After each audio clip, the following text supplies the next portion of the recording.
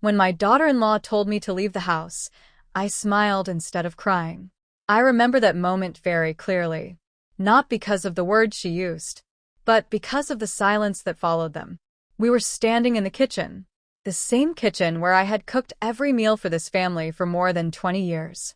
The same kitchen where my children had grown up, laughing, fighting, learning how to hold a spoon before they learned how to hold a pen. She didn't shout. She didn't insult me. She just spoke calmly, like she was talking about moving a chair or closing a window. "Ma," she said, "it would be better if you stayed somewhere else now." I nodded. I wiped my hands on my sari, and I smiled. Inside, something broke. But my face didn't show it.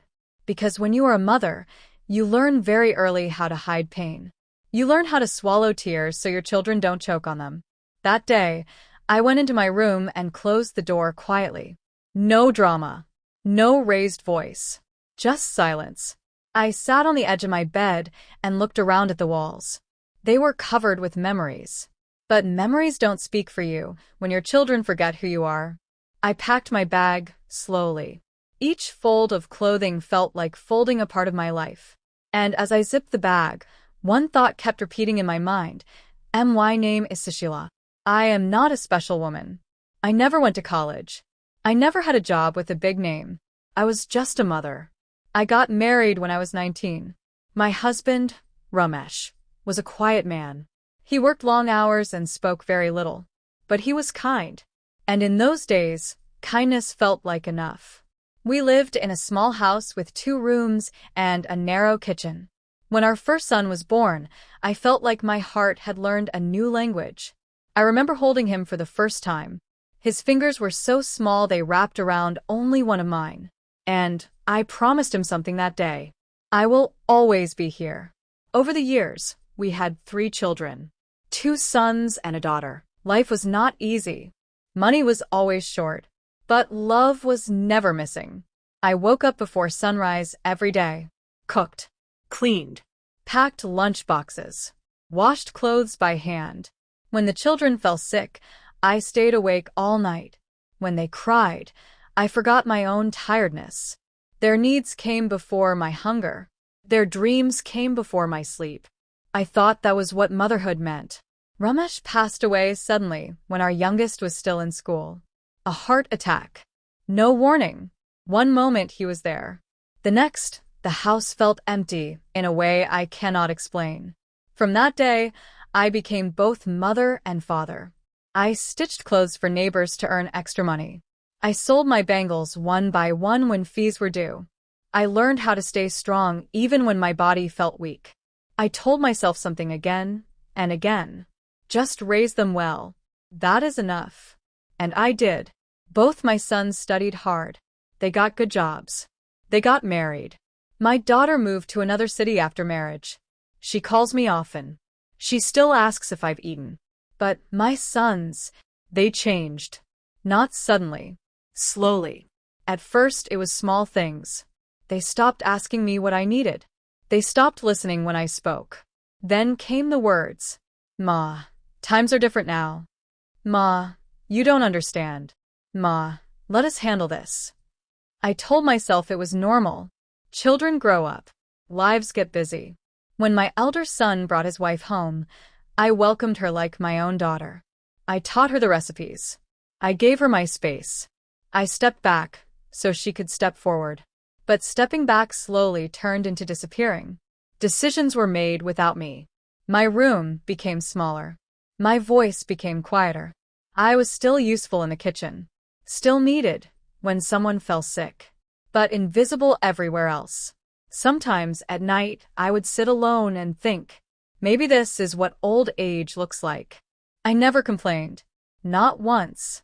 Because I believed something very strongly that I didn't know then that love would soon be tested in a way I was not prepared for. I didn't know that forgiveness would become the heaviest thing I would ever carry. The changes did not come all at once. They arrived quietly, like dust settling on furniture you stop noticing. At first, it was only habits. My sons stopped sitting with me at the table. They ate quickly and left for work, phones in their hands, minds already elsewhere. I told myself it was normal. work pressure, responsibilities, life moving forward. But slowly, the house began to feel different. Earlier, when I entered a room, conversations paused because people made space for me. Now they paused because no one expected me to speak. I noticed it one afternoon when I asked a simple question. What vegetables should I cook today? My elder son did not look up from his phone.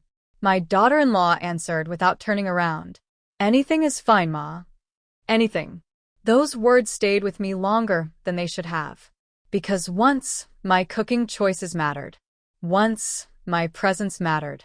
I started keeping my opinions to myself. It was easier that way. The kitchen had always been my place. My hands knew every corner of it. Even in the dark, I could find the salt box. But even there, I began to feel like a guest. My daughter-in-law rearranged things. New containers. New rules. At first, she explained.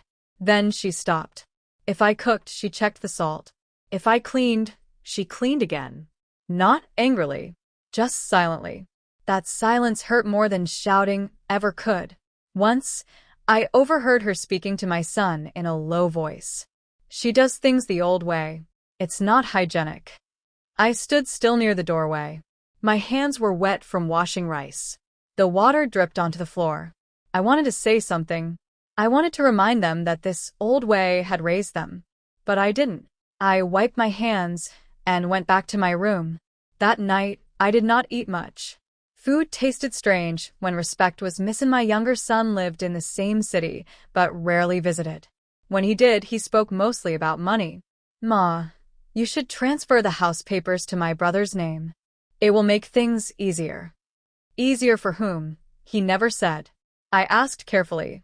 And where will I stay? He smiled. A tight smile. Ma, why are you worrying? This is your house. But his eyes did not meet mine.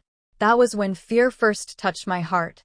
Not fear of being alone, but fear of being unwanted. I cooked all day. My back ached. My knees burned. Still, I felt happy. A busy house always felt alive.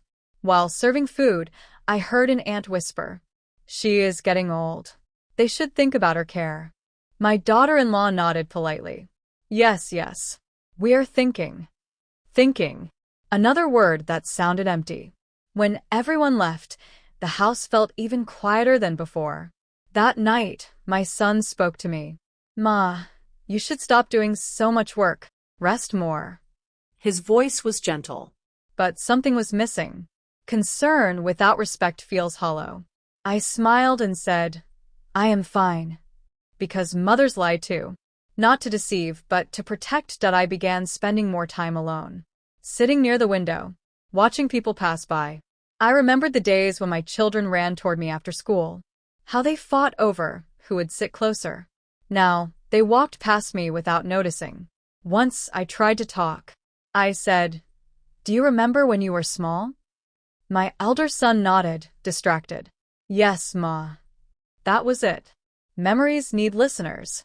Without them, they fade. One day, I felt dizzy while standing. The room spun. My daughter-in-law took me to the doctor. The doctor spoke kindly. She needs rest. Proper food. Less stress. At home, she said, See, Ma. You should not interfere so much. Interfere. I wondered when my existence became interference. I stopped going to the kitchen after that. I ate what was given. Y slept, yeah. I became quiet. Too quiet. Then came the day of the argument. It wasn't loud. It wasn't dramatic. That made it worse. My daughter-in-law said calmly, Ma, we need some privacy. I nodded. I understood privacy.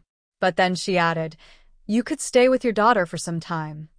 My heart skipped. For how long? I asked softly. She hesitated.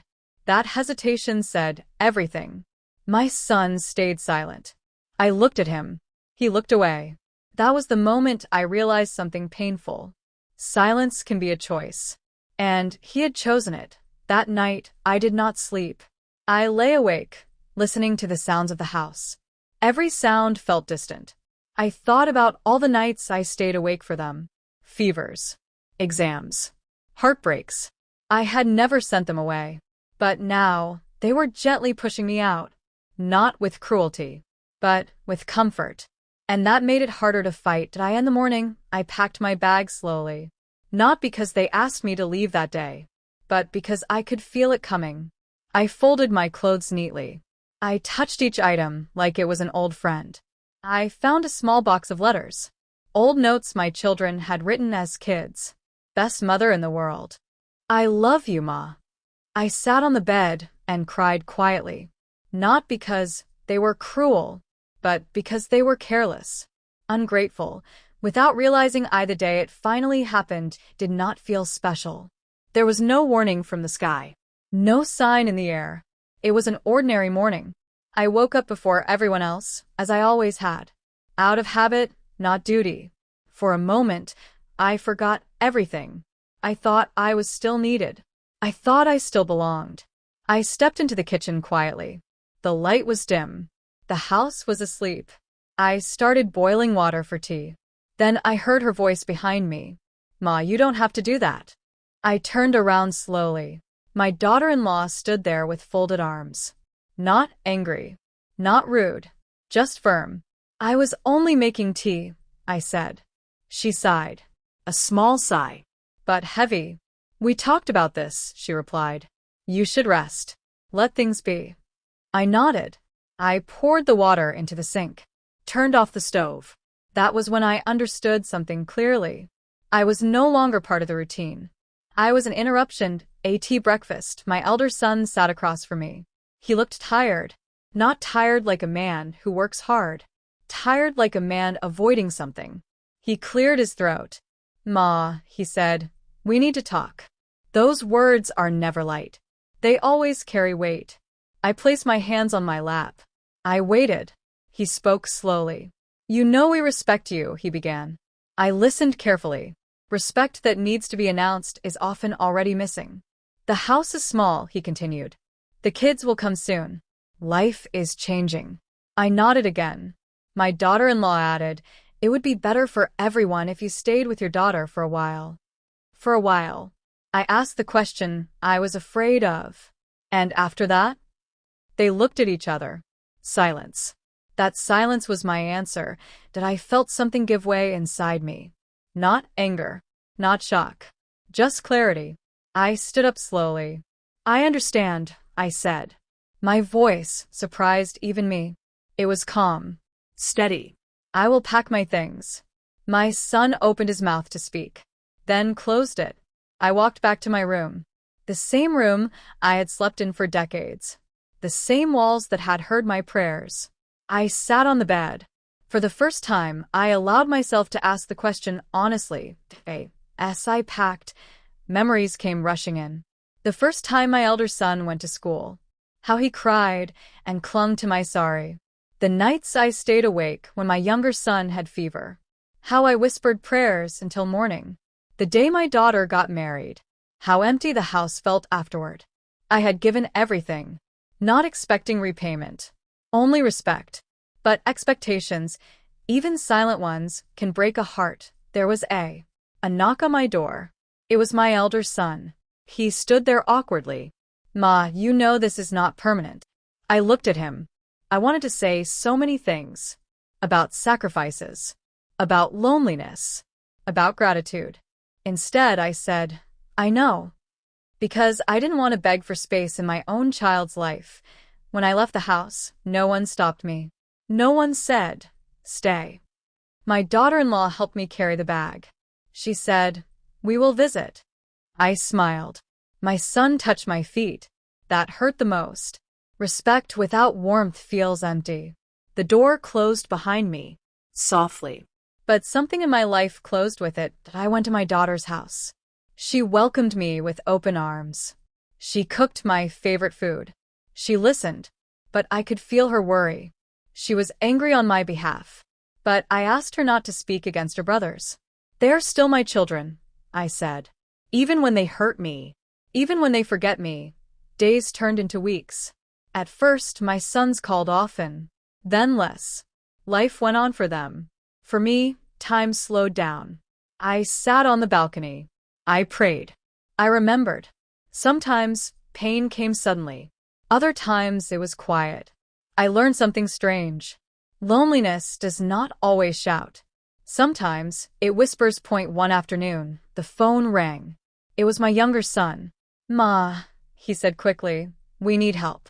There was stress in his voice. His business had failed. Money problems. Tension at home. He needed advice. Support. He needed his mother. I listened calmly. I did not say, "You left me." I did not remind him of anything. I only said, "Come home. We will talk." Because even when a child is wrong, a mother's door stays open. When he came, he looked smaller. Tired. He said softly, "I am sorry, Ma." 2 words. Not enough to heal everything, but enough to begin. I placed my hand on his head. I said, "Sit. Eat something." Forgiveness does not wait for perfect apologies. Then, one evening, I received another call. My elder son had been admitted to the hospital. Stress-related collapse. I rushed there. When he saw me, his eyes filled with tears. He held my hand tightly. "I didn't know it would feel like this without you," he whispered. I did not scold him. I did not lecture. I stayed. Because sometimes absence teaches what presence could not. That hospital room became the place where everything changed. Not because words were spoken loudly, but because truth finally found space. My daughter-in-law stood quietly in a corner. She looked tired, older. She avoided my eyes. Later, she came to me. I did not know yet what the future would look like. But I knew one thing clearly. I had a choice: to hold on to bitterness, or to forgive and let everyone heal. The days after the hospital incident felt different. Not lighter, just more honest. Truth has a way of making the air clearer, even when it hurts. I stayed with my elder son until he was discharged. I slept on the chair beside his bed, just like I used to when he was a child. He noticed. One night he said softly, "You used to do this when I had fever." I nodded. "I never forgot," I replied. He turned his face away. I could hear him crying quietly. I did not say anything. Sometimes silence is the safest place for regret. When we returned home from the hospital, something had shifted. The house did not feel welcoming yet, but it did not feel cold either. My daughter-in-law had cleaned my old room. Fresh sheets. A small lamp by the bed. It was not an apology spoken aloud, but it was an effort. Effort matters. I placed my bag down slowly. I touched the bed. I felt tired, but I also felt seen. The first morning back, I did not go to the kitchen. I waited. After some time, my daughter-in-law came to my room. "Ma," she said gently, "will you help me make breakfast?" Help. Not do. Help. We worked quietly. She asked, "How much salt do you add?" I showed her. She did not correct me. That small moment healed something inside me. My sons began sitting with me again. At first, conversations were careful, like walking on thin glass. But slowly, warmth returned. Not the same as before. More mature. More aware. One evening, my elder son said, "Ma, we were wrong." He did not explain. He did not defend. Just those words. I looked at him. "I know," I said. He waited.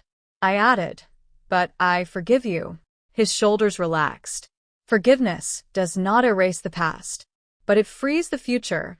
I noticed changes in myself too. I spoke when something hurt me, softly, without fear. I no longer tried to prove my worth. A mother's value does not need proof. I rested more. I laughed more. I learned that strength does not always mean silence. One night, we ate dinner together. All of us. The table felt full again. My daughter-in-law served me first. She said, "Ma, sit here." The place she offered was beside her. Y sat. We ate quietly. Not awkward. Peaceful. Peace feels different from happiness. Happiness jumps. Peace stays. Later that night, she came to me. "I didn't grow up with a mother like you," she said. "I didn't know how to share space." Her eyes were wet. I thought independence meant distance. I held her hand. "Independence means respect," I replied. And love grows when space is shared, not taken. She nodded. That was the beginning of understanding. Life slowly found a new rhythm. I was not the center of the house anymore. And I did not need to be. But I was included. That was enough. I helped with the children when they visited. I told stories. I laughed. My sons listened. Really listened. One morning while praying, I realized something. I was no longer holding anger. I had released it without noticing.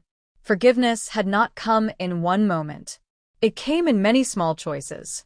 Not reminding. Not comparing. Not keeping score. Just letting go. One afternoon, my elder son said something that stayed with me. I used to think love was always there, he said. I didn't know it could feel so empty when it's gone. I smiled gently. Love doesn't leave, I said. It waits. As I sat by the window that evening, watching the sky change colors, I felt calm. Not because everything was perfect, but because my heart was light. I had chosen forgiveness over bitterness, peace over pride. And in doing so, I had given my children something more valuable than punishment. A chance to grow. That was the resolution. Not a dramatic reunion. Not grand words. Just quiet healing. Just a mother choosing love again. Even when it hurt, life did not turn perfect after that. There were still quiet days. There were still moments when old pain returned without warning. But something had changed. I was no longer carrying the weight alone. I learned that healing does not mean forgetting. It means remembering without bleeding. I wake up early even now. Not because I have to. Because my body remembers years of care. Some mornings I make tea. Some mornings I don't. And now, that choice is mine. My daughter-in-law often joins me. We talk softly. Sometimes we don't talk at all. Comfort has grown between us. Not loud. Not forced. Just reeled. My sons still make mistakes. They are human. But now they pause before speaking. They ask before deciding. Not out of fear. Out of respect. Once my elder son said something simple. Ma, what do you think? Those 4 words filled my heart. Because being asked matters. I think about the day I packed my bag. How small I felt. I understand now that sometimes being sent away teaches people your value more than staying ever could. Absence is a quiet teacher. If you are listening to my story, maybe you see yourself in it. Maybe you are a mother who gave everything. Maybe you feel invisible in the life you built. I want to tell you something gently. Your worth does not disappear because others forget it. Love given freely is never wasted. It returns. Sometimes late. Sometimes changed. But it returns. Forgiveness is not weakness.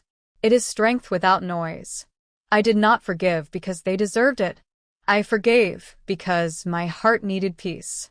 Holding anger would have kept me trapped in the past. Forgiving allowed me to breathe again.